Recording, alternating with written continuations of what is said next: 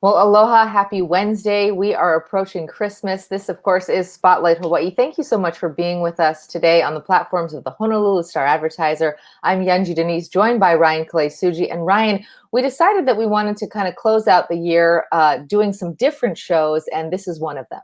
That's right. Yunji, you said we're a few days away from Christmas. It's hard to believe that we're about a week away from what has been such a crazy year here in 2020. And as you said, we focused the conversation primarily on this program about COVID-19 and the impacts that it has had here in our community. But we know that this is something that has had really a global impact. And today we wanted to provide a global perspective to how this pandemic is impacting cities, countries, and communities throughout the world. And we're going to hear from those who are covering it on the ground. We have a bunch of different journalists who are located across the world, really, to kind of help us to share what they are seeing and hearing on the ground there, where they're reporting from, and maybe what we can learn here in Hawaii about some of the things that they are experiencing. We have joining us first off a former Hawaii resident herself. She is a Hawaii resident that was born and raised here in the islands. She spent some time reporting here in Hawaii and before she moved to Utah, where she works for KSL TV. She's anchor reporter Ashley Moser, joining us this morning all the way from Salt Lake City, Utah. Ashley, great to see you.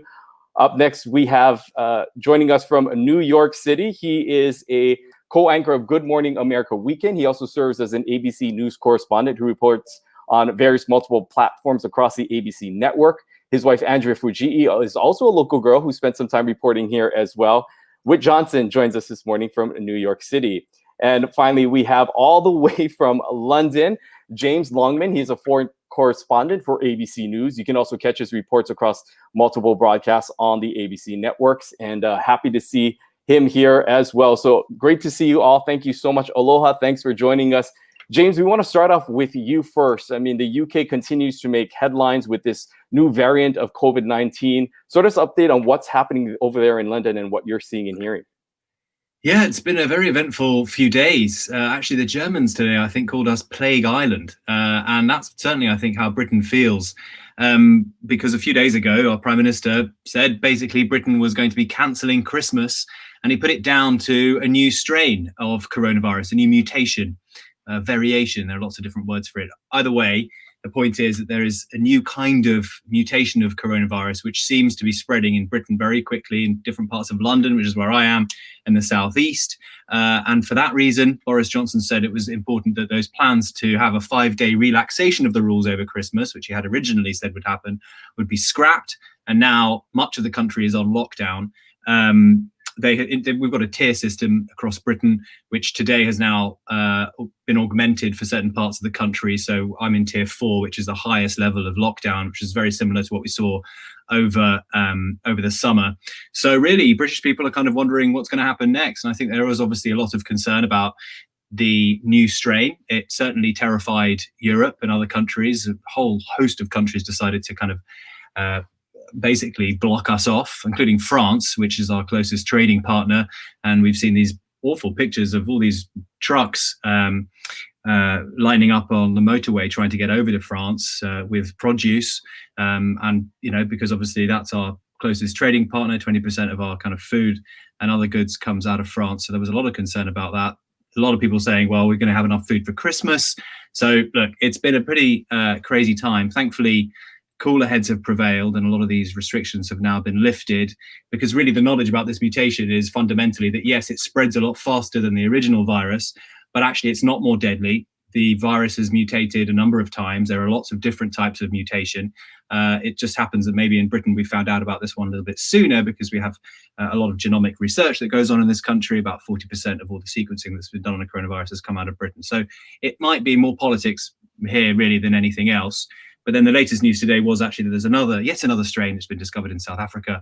So they're going to cancel flights to and from South Africa to Britain until more is known about that. So it's an uncertain time, of course, but we're all just keeping our fingers crossed for the vaccine.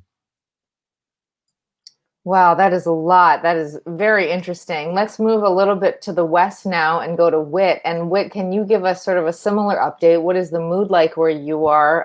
New York over the summer was really the epicenter when we looked at, March and April and seeing those tents in Central Park and all the pop-up hospitals.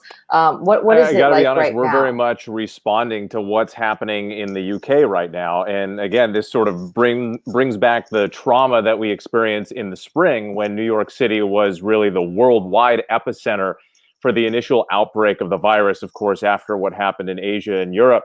But we're monitoring everything. Governor Cuomo has announced a new slate of testing that we're going to do here. James Longman was talking about the monitoring that they're doing there in the UK. Here in New York, they're trying to do some of that as well. But we are, to be honest, not as advanced as the UK is in monitoring these different genetic sequences within the coronavirus to be able to identify, spot, and take a closer look at some of these mutations in the virus. So it's raising a lot of concern. The facts that James laid out are still the facts here, in that the same sort of public health measures and things that we're doing with the social distancing and the masks and all of that is still the first line of defense. But on top of that, New York City today was announcing new restrictions for people who are traveling here from the UK. So if you were to fly here from England today, for example, you'll be greeted by sheriff's deputies at the airport. And you'll have to fill out forms, and you'll have to go on an automatic quarantine. And if you leave that quarantine, you could face a $1,000 fine on the first day, and they'll continue to fine you $1,000 every day after that if you continue to violate those regulations.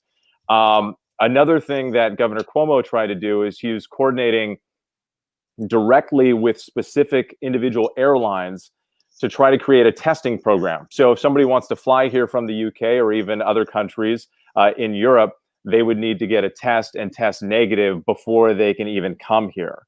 And that seems to be the new model that's starting to take shape here in the US, not just in New York, but other states. Dr. Anthony Fauci sort of promoted that idea as well, saying that an all-out travel ban may be too much and doesn't make a whole lot of sense in terms of what the virus does and in terms of the economic impact, that maybe a better way to deal with it is to do some testing in advance. But at the same time, if you think about it, people are being told in the US not to travel at all anyway. There's a CDC travel warning that's been in effect since before Thanksgiving. And yet we see now 3 days in a row, more than 1 million people flying at our airports across the country. So health officials are really worried about what's going to happen. We saw these huge spikes that came after Thanksgiving and a couple of weeks after. We know that there's a lag time in cases and then hospitalizations and deaths. So there's a lot of concern about what's to come. But at the same time, there's this hope on the horizon. And so the other big story in New York is the vaccine rollout, which now we have the second vaccine, Moderna, which has been given FDA emergency use authorization. So already they're starting to lay out the different tiers in terms of who's going to get that vaccine in New York City and across the state of New York. We know healthcare workers and people at nursing homes were in that first tier. The next tier is going to be a mix of essential workers and first responders and people who have pre-existing conditions. And then they're still negotiating what's going to happen after that. We know seniors at some level, and then ultimately the general population. So you have these two things happening at once. There's concern about a new variant, but you need to be smart about what it all means. And then you also have hope on the horizon with the vaccine as it makes its way across the United States. Yeah, similar to what's happening right here in Hawaii, and similar sentiments of what you're saying we're experiencing here as well. Ashley, I want to come over to you now. A lot of Hawaii residents also in Utah. What's sort of the situation over there? We know that there was somewhat of a surge around Thanksgiving. How are things looking right now over there in Salt Lake City? Yeah, we have a huge Polynesian population here, and a lot of people, family, wanting to go back to Hawaii and see, family members. So there's a definite connection between the islands and Utah. We are seeing 2,400 cases a day. Today we had 24 deaths. We have a population of 32 million here in our state, and most of the cases are in the Salt Lake and Utah counties. And, yeah, we have seen a big surge. Pretty much the nation really has been seeing a lot of cases around Thanksgiving and really when the school year started. Our schools have been in person, except for one county. They've been doing online only. And with people, sending their kids to school, we definitely saw a spike in cases. So we are very hopeful. Like Whit was saying, with the vaccines headed our way, we've already vaccinated a couple thousand here in our state. With having these vaccinations on their way, hope is really, you can feel it in the air. I think a lot of people, you probably know Utah, we have big families here.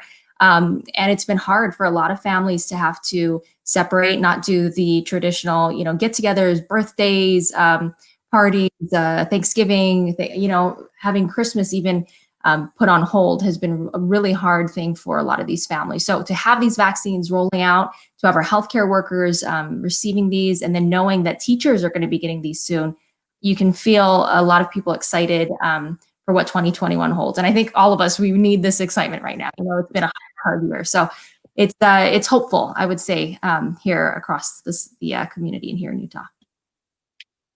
Well, that's good to hear. And I think a lot of us are really pinning a lot of hopes on that vaccine. But of course, until we can get that, as you all noted, social distancing and mask wearing are so important. And Nani had a question, Ryan, at 10:35 that we want to pose to James, but really is for everyone.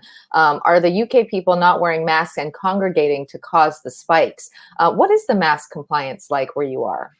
It's not good. I'm not going to lie. I mean, I've traveled a lot during coronavirus over the last year, I think sort of 11 or 12 countries to cover the pandemic. And Britain really is a country which doesn't do masks very much. It is mandatory to wear them inside a shop if you're going grocery shopping or the like. But really in the street, it's probably around 25% of people who wear them. And now I have to say the science on whether or not wearing the one in the street is, I think probably the jury's still out on that, how effective it is. You're 18 times more likely to contract coronavirus inside than you are outside.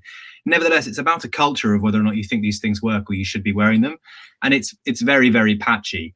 It's not necessarily that people are, I suppose you have these kind of anti-vax movements and then these mask deniers and all the rest of it. We can probably go on to that a little bit later, but it's not that. It's just sort of a level of antipathy in the culture around whether or not you should be wearing masks. And I think also, and it goes back a little bit to what we were just talking about in terms of the travel restrictions, because it's a wider issue around trust in government and what government is and isn't telling you. And when the messages are mixed, people just start to lose confidence. So whether it's on whether or not you should be traveling or whether or not you should be wearing a mask or what you should be doing day to day, who you can see, who you can't see, when the messages change day to day, and it has felt to a lot of Brits at least that that's been the case, then people just don't bother. And I think that's what we've seen with masks. Here in Hawaii, the governor has issued a mask mandate and sort of put that in order. The legislature looking at ways to sort of continue to find ways to provide stricter penalties for those that aren't wearing masks and make it more of a regulated approach there. What's happening in New York in terms of people wearing masks? And you've also, of course, traveled in your capacity in your job. What are you seeing throughout the country in terms of overall mask wearing and usage? Well, first of all, I just want to say aloha to my friends too in Hawaii and my family there. I forgot to mention that off the top. I've got a lot of family there in Hawaii. My wife's from there. And we have not been able to actually travel to Hawaii, and my in-laws were supposed to come visit us this Christmas, but because of all the restrictions and the quarantine testing and all of that, and safety, of course, we ended up not seeing them. But yes, I mean, it's the same thing here in New York City and across the country, in that I would say in New York, you have a lot of mask compliance. We were among the first cities around New York State in the country to start mandating masks before the CDC even recommended it. I remember the day I was ready to go live before World News when there was the White House Coronavirus Task Force and President Trump was getting ready to step out into the briefing room and the CDC was going to recommend masks. On that day, I was outside one of the field hospitals in New York City. New York already had a mask mandate in place. And so I would say the mask compliance here is much higher than other parts of the country. And I think part of it is we experienced everything firsthand and all at once at the same time. So remember like the most fearful moments of this pandemic, right? When it was all new and the numbers of people in the hospitals, it was just piling on and piling on. this was happening right in front of us in New York. I remember the day that I did a live shot for GMA in front of Elmhurst Hospital, which is in Queens, and was hammered. And one night we heard that 13 people died in one night. And this was before we really knew what was going on. And we went out there the next morning for a live shot, and there was a line of, I kid you not, hundreds of people outside. These were not people waiting to get tested. These were sick people going to the emergency room, who had no idea whether or not they had COVID. But in the end, like the ICUs were just filling up and filling up. So we have that trauma. It impacted everybody here. We all know people who were really sick. We know people who died. One of our photographers at GMA died from this virus. One of my close friends in the business here, who's an anchor here in New York City, his father died. My stepbrother has the virus right now and was very sick. And so I think we experienced a lot of it really quickly right here in New York. But other states and other communities maybe saw like a trickle effect. It's like the cases started building, but they were more spread out and maybe didn't experience that trauma and grief, firsthand. And so it's taken longer for other states. And when I've traveled to other states, like I went to Arizona for election night, and I remember getting into the Phoenix airport, walking off the plane, and the restaurants were open, the bars were open. And it was just such a contrast from being at JFK, where it was like a ghost town, nobody there. And I arrive in Phoenix, and it was just like a normal day at the airport. I think it's often the demographics of a place though as well, isn't it? Because in New York and on Manhattan specifically, you live, work, eat, breathe all in the same space. So you could see it firsthand, and you were locked in your apartments, looking outside the windows, hearing, seeing the ambulances go by. Well, most other people don't live like that, so it's always a little bit further away. In London, for instance, we have the center, and then we have, maybe that's part of it. Maybe there's the psychology there around seeing it firsthand for months on end. Absolutely. And again, that was, our experience was in the beginning of it as well. When the initial trauma, the initial fear, there was this moment. It was a brief moment. There was a moment of unity in this country. If you remember, like the first 15 days to slow the spread, people were afraid. But people were rallying around New York, right? It was New York strong, support the healthcare workers. But then after a while, the fatigue set in. And now, James, as you were pointing out earlier, information is evolving and it's changing. And sometimes people are getting to the point where it's like, you know what, I need to live my life. And how much more can they take? And that's the thing that we're really up against right now, especially as we head into the holidays and people want to be together. And if they're not getting the help to live their lives as well, then they have no choice, right? Exactly. Sure. And Ashley, what is the sort of mask compliance where you are? What are the attitudes like where you are? I'd say we have a mix. We definitely have seen our protests against mask wearing when the governor did put out that mask mandate. But for the most part, when we go out, when we go to the stores, we have to wear masks. I see people wearing masks. I've heard stories of people, going into grocery stores without a mask and kind of protesting and saying, I have the right to be here. I can shop if I want, but it's the stores that are hopefully enforcing this. And I think that they have been doing a really great job. But of course, we are a red state. We have a lot of different political views here. And so it is hard to tell a family with kids ranging from, 16 down to 2 to wear a mask if you're all going to the grocery store, as a family. So it is a little bit political, I would say. But really, I think Utah really has been doing a great job. The governor has really emphasized keeping the economy going, keeping stores open, and saying, if we want to do that, we have to wear our mask. So people understand that in order to keep our state and the unemployment rate down and these small businesses going, they need to be wearing masks. They need to do their part, even if they don't agree, even if they don't believe that the masks work. They need to be doing that to be able to shop and keep our economy going. So I do think Utah is doing a pretty good job with keeping people employed during this pandemic. One of the things that we know this pandemic has done is not only impact the overall health of our communities, but also the economic impact that it has had in various communities. And here in Hawaii, of course, tourism is our number one industry, and that has essentially shut down. We're slowly beginning to see a trickle in of tourists and visitors once again. James, I want to ask you a question about, we know earlier in this pandemic, you actually went over to Greece and reported about their travel and their opening up to guests. They had a relatively low number to start up throughout the pandemic. And then they sort of began this plan to open up visitors. Have you heard anything about Greece in terms of their opening up to visitors and what they're experiencing, as we in Hawaii are, almost similarly trying to balance the health of the community while also trying to restart this economic side of our industry of tourism? What can you tell us about Greece and anything that you may know there? Greece really dodged a bullet because demographically, a lot of people, it's an older population, much like Italy, very close to Italy with multiple generation households. So really, it should have been a lot worse in Greece. And they did one very simple thing at the beginning, which was that they sealed their borders. And they said anyone coming into the country, any Greek, because no one else was allowed, but a Greek returning would have to be tested immediately at the airport and then quarantined for 2 weeks.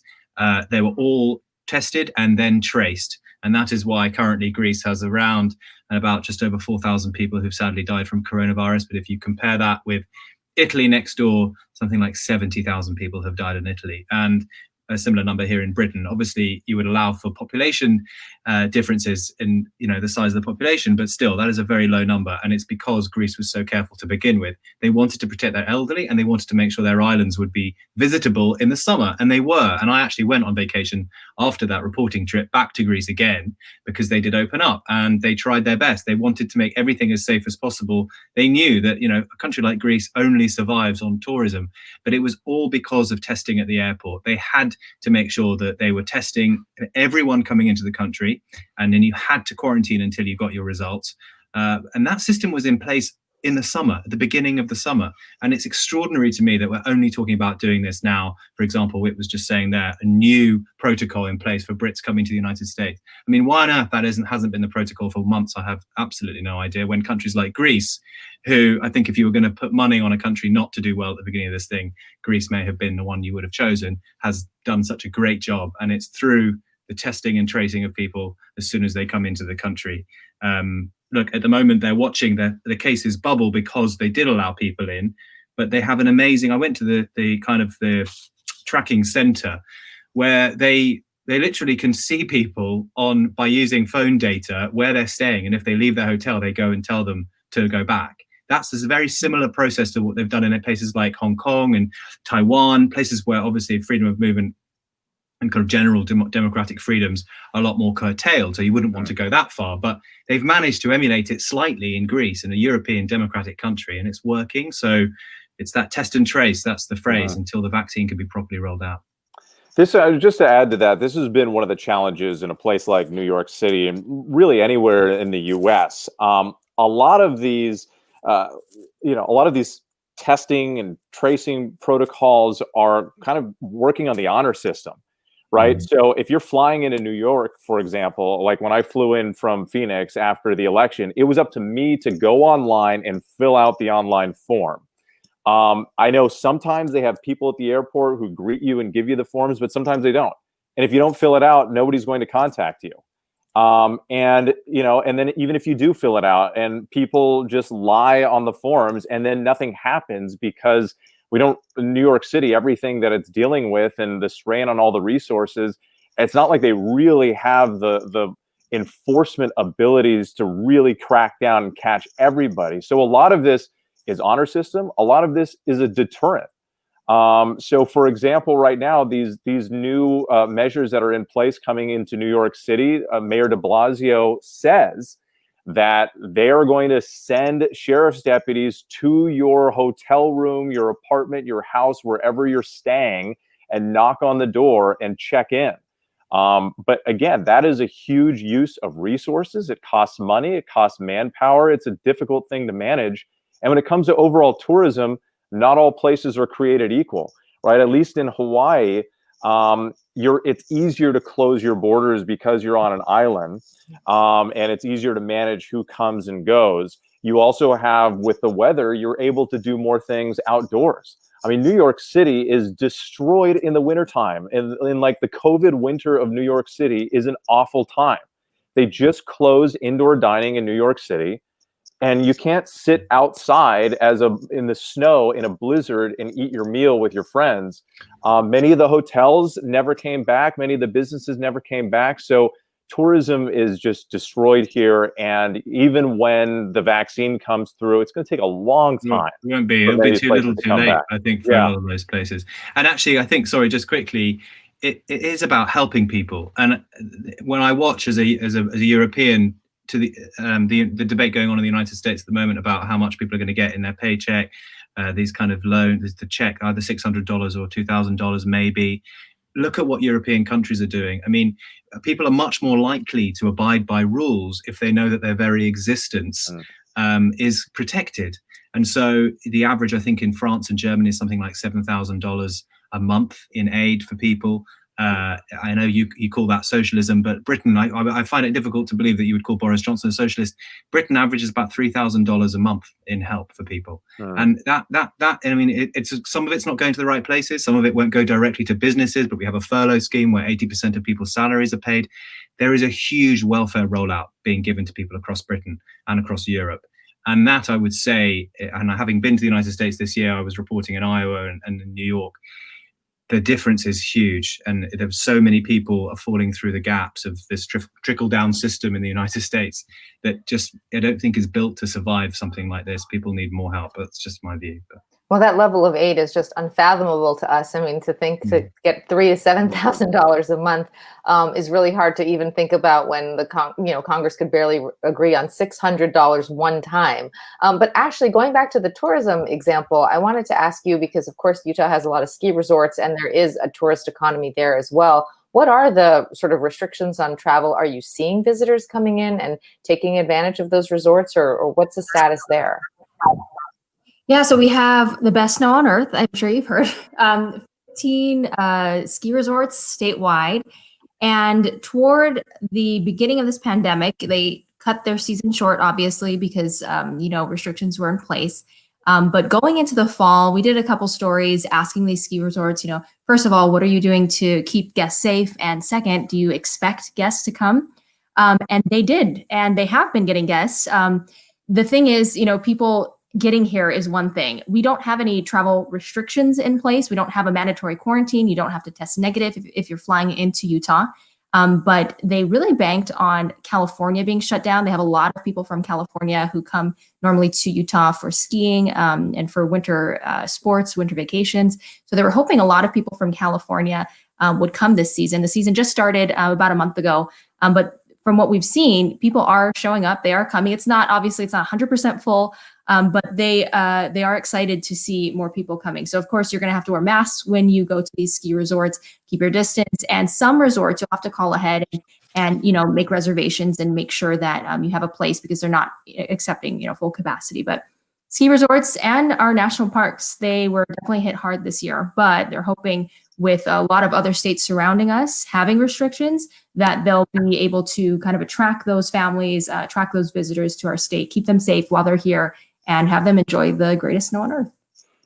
As our time sort of wraps up here, we could, of course, keep talking forever, but we want to also respect your time as well for joining us. But wanted to also ask each of you, this has been such a crazy time with so much happening, but I wanted to ask if we could maybe have each of you end with, what is something that you'll remember about this time period, that as a reporter, as a journalist on the ground there, when you look back at this time 10 years from now, that one story or one individual that will stand out in your mind, that will sort of sum up what 2020 was all about? James, I'm going to start off with you. Maybe you can share one experience that you've covered this past year that will stay with you for a while.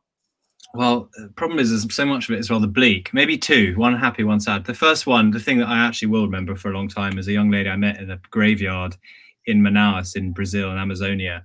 And it was the first time she was going to visit her father, who had died. He was there in the ground. But the difference with this graveyard was that because so many people were dying, they were not being laid side by side. They were being laid one on top of the other. And so when she was at his graveside, she was praying for strangers who she didn't know. And she was just told he was somewhere in the ground. And this was the only time she was going to be able to come all the way to visit her father, who she wasn't even with when he died. So standing in that rainforest in a huge space which had been cleared for the many bodies they were expecting was very, very sad. I won't forget that young lady.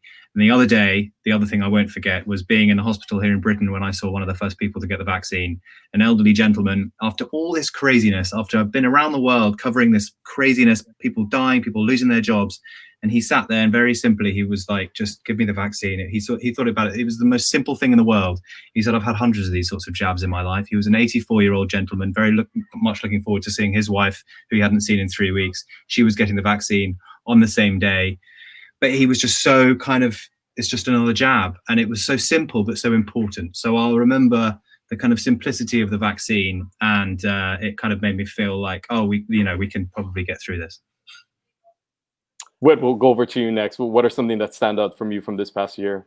You know, there were a few pivotal moments that really stuck with me. I got to tell you, in the early days, I just personally felt the emotional impact and kind of experienced some trauma on my own, just from all of the interviews day after day with family members of those who've died, hospital workers, doctors, and nurses. And the big moment for me was when the field hospital went up in Central Park. And, we'd been at this for weeks by that point. And I was standing there in the street corner, and the first patient was coming through in an ambulance from Mount Sinai. At this point, the ICUs, some of the key ICUs were overflowing. And so they had to send patients to these field hospitals. And the first patient rolls into Central Park, right? This is the iconic urban escape for millions of people, a place associated with kind of your bit of freedom from the fast life in New York City, a walk in the trees, and suddenly people are there and they're being treated for COVID, and they had ventilators and they were intubating people who were on life support, and that stuck with me for a long time. But I gotta say, there were a few interviews with family members. We spoke to somebody who, there was this family in New Jersey, and there were a lot of stories like this that came later, but there was a family in New Jersey, 4 members of the same family died after having one big family dinner. And several other members of that family ended up in the ICU and then recovered. But can you just to imagine that? 4 members in one family dying. And after that, there were so many different stories and people we talked to where it was like, an entire family or half a family or multiple family members wiped out. And I got to tell you, those interviews and those images really stuck with me. And I woke up a lot in the middle of the night, and I'd be writing my stories, isolated in either my car or in my office. And just the impact of it and everything that you're talking about would just hit me from time to time. And, and I think that as everybody's looking at this, this is just one final moment. So one final thought, so I don't ramble on too long, but this pandemic has been the ultimate test in humanity and who we are, right? It's we talk about, well, it's my freedom to do this, or that. This is all about making choices. A lot of these choices are personal. But this is the real test in how we think about our neighbors. And I know that there's a lot of misinformation and a lot of stuff that's out there that, it gives people different takes and different opinions on things. But at the end of the day, all of our actions, everything we do, impacts those around us. And regardless of what you think about the info, the research, or this or that, that is true. What you do, your actions impact your family members in your home. They impact your neighbors. They impact your coworkers. They impact the person at the grocery store, the person on the bus, the person on the airplane. And so this is the ultimate test in, how much do you care about those people around you, and how are you going to change your behavior to take care of them and to get through all of this together? And what a test it is, because it's challenging us, it's hurting us, it's killing our economy, it's killing our jobs, it's hurting our families. We're separated from the people we love, and we still have a long ways to go. Yeah. All right, Ashley, we'll end up with you. What is one of the things that will stand under your mind when you look back at this some time from now, thinking back to your time covering this pandemic? I feel like a lot of us want to forget 2020. There were a lot of painful moments, a lot of stories I know that we've all covered that have really stuck with us, impacted us in a negative way. But what I really want to focus on is the positive. I know we all want to focus on that. So I've been really trying to do that as this year comes to an end. But one story that sticks out for me, there's a guy on Twitter. He asked for some donations to hand out to families. He was going to give about 160 of his own money. But that just kept snowballing. The power of social media. He ended up with $55,000, 900 plus people donated. And he did a spreadsheet. He found different families that were nominated on his Twitter feed to help. Medical bills were paid, rent was paid, people were facing evictions, Christmas presents were paid for, meals paid for. So to see the community coming together, like Whit was saying, this is really a test of our humanity here. To see people coming together, community helping out those in need, that was the highlight, and it continues to be the highlight. That's what I feel like we all should remember through this. With all these unfortunate stories, those are the ones, the happy, positive ones that stick out for me. You can really feel like, I think we all know this, the Aloha spirit can spread past just the island. So it was an amazing story to cover here in Utah. And the healthcare heroes. Sorry, I just had to throw that out because they've been at this for 9 months, sometimes longer in some places. Nurses, doctors have been traveling across the country. Doctors came from Houston to New York to help out, and now they're back dealing with their own outbreaks there, and they've been at this non-stop. And we have I like when you see them in their scrubs, like doing regular things, getting a coffee or something, and then people all kind of let them go in front. Or, I mean, the idea that a British person would let someone walk ahead of them in the queue is just unthinkable, but they do it. So just, it's those everyday interaction with health workers. I just watch it from a distance. And you just think that's really nice. Maybe, hopefully that lasts. Absolutely. All right. Well, we want to thank all of you for taking time to join us here and providing your perspective on what's happening where you're at. We certainly appreciate it. And we hope to see all of you here in Hawaii at some point as things sort of lighten up. James, all the way in cold London there. The beaches here in Hawaii are calling your name. So anytime you're ready to come over here. We thank all of you and Merry Christmas and Happy Holidays to all of you. And please continue to stay safe and continue the great work that all of you are doing. Mahalo. Thank you. Bye, guys. Thank you. Well, wonderful to hear those perspectives, Ryan. I really loved that last question and getting to hear the sort of lasting memories of the pandemic. And you hear the range there, right? To hear just the horror of having to grieve your father in what essentially sounds like a mass grave, that experience that James Longman brought us from South America. But then also contrasting with the stories of hope that, think that Ashley and Whit are talking about. And then it really does go back to that personal responsibility. And it's something that we talk about a lot here on this show.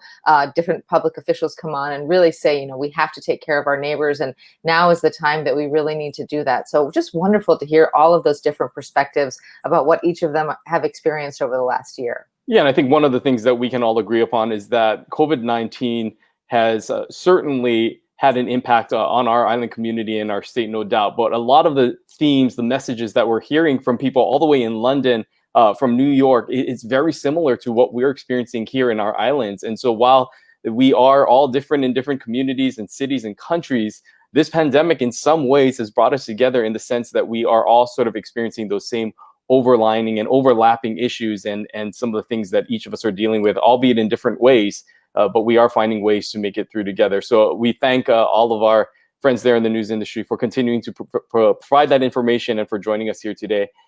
We are actually going to be taking Friday off, Christmas off. So we hope that all of you enjoy your Christmas, but we'll be right back here on Monday.